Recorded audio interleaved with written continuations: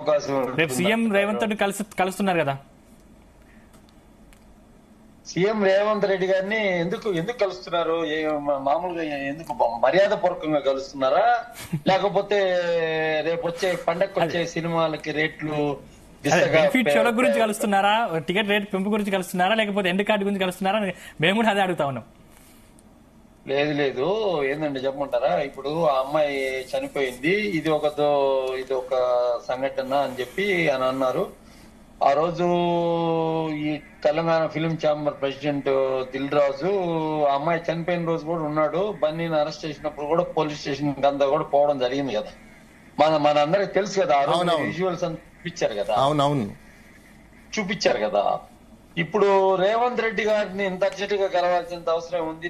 కుటుంబానికి సంబంధించిన వ్యవహారం లో కుటుంబానికి వాళ్ళు ఆర్థిక సహాయం చేసేదానికి ముందుకు వచ్చారు. చలనచిత్ర పరిశ్రమ నుంచి వచ్చారు. అంతవరకు కరెక్ట్ గానే ఉంది. వాళ్ళు కోరుకున్న విధంగా వాళ్ళకి ఆ ఆర్థిక సహాయం అనేది వస్తుంది. ఇంత అర్జెంట్ గా ముఖ్యమంత్రిని కలిసి ఇంత అర్జెంట్ గా కలవాల్సినంత అవసరం ఏముంది అంటే, పండక్కి రిలీజ్ అయ్యే దిల్ రాజు సినిమాలకి ముఖ్యమంత్రి చెప్పిన విధంగా రేట్లు తగ్గించేది లేదు, ఇంకా చలనచిత్ర పరిశ్రమ ఇదే విధంగా ఇదే దశగా ఉంటుంది అని చెప్పిన దానికి వారిని రిక్వెస్ట్ చేసి వారి సినిమాలకి రేట్లు పెంచుకునే దానికోసం పోతున్నారా? దేనికి పోతున్నారు? ఈ చలనచిత్ర పరిశ్రమ ఇప్పుడు ఎందుకు పోతున్నారు? ఆ చిత్ర పరిశ్రమలో ఉన్న ప్రధానమైన సమస్య ఆ థియేటర్ లో వచ్చిన సంఘటన వ్యవహారం. మిగతా సినిమా వాళ్ళ మీద అక్కడ పోయిన సినిమా వాళ్ళు ఎందుకు పోయారు అని అన్నాడే గాని రేవంత్ రెడ్డి గారు, అక్కడ ఏమన్నా అన్యాయం జరిగిందా, ఎందుకు పోయాడు అని అన్నారే గాని ఇతర ఆయనే సినిమా వాళ్ళు అట్లాంటి వాళ్ళు ఇట్లాంటి వాళ్ళు అని అనలేదు కదా. ఆయనే మొత్తం సినిమా రంగానికి అందరినీ ఏమి విమర్శించలేదు కదా. అక్కడ పోయి బయలు మీద వచ్చిన అల్లు అర్జున్ ని పలకరించిన వాడినే అన్నాడే గాని మిగతా ఎవరిని అనలేదు కదా. ఇప్పుడే అర్జెంట్ గా ఎందుకు పోవాలా అంటే ఏదో దాని వెనకాల ఏముందో సమాధానం అనేది మనం ఆలోచించదగ్గ విషయం. ఎప్పుడు కూడా ఎట్లా ఉంటదంటే, సినిమా ఫీల్డ్ ఎట్లా ఉంటదంటే, ఇప్పుడు ఆల్రెడీ పోయే వాళ్ళందరూ అంత ముందు కలిసి ఉన్నారు. ముఖ్యమంత్రిని గౌరవపూర్వకంగా ఈ రాష్ట్ర ముఖ్యమంత్రిని కలిసి ఉన్నారు.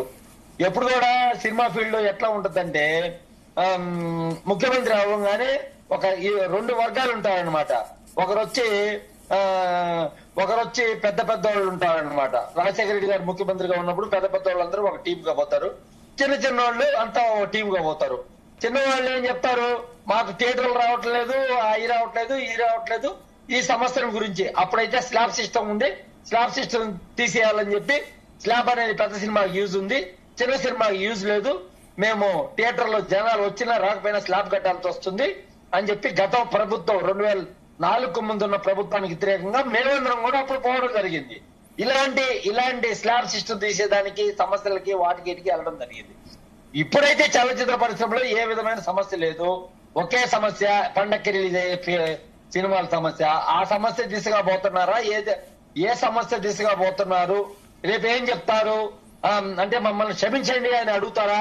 చిత్ర పరిశ్రమ అంతా మేము అల్లు అర్జున్ కి మద్దతు తెలిపిన దానికి మమ్మల్ని క్షమించండి అని అడుగుతారా? ఇంకా దేనికి పోతున్నారు? సార్ మీరు కూడా ప్రొడ్యూసర్ కదా, మరి మీకు ఆహ్వానం రాలేదా? మనం ప్రొడ్యూసర్ అయినప్పటికీ కూడా వాళ్ళ విధానాలకు వ్యతిరేకంగా ఉంటాం. అయినా సార్ ఇప్పుడు మీకు కూడా ఇంటిమేషన్ లేకుండా వెళ్ళిపోతుంది చలనచిత్ర పరిశ్రమలో ఉన్న ప్రొడ్యూసర్స్ అందరూ అంటే దాని అర్థం ఏంటి? మిమ్మల్ని ఎందుకు పిల్లలేదు?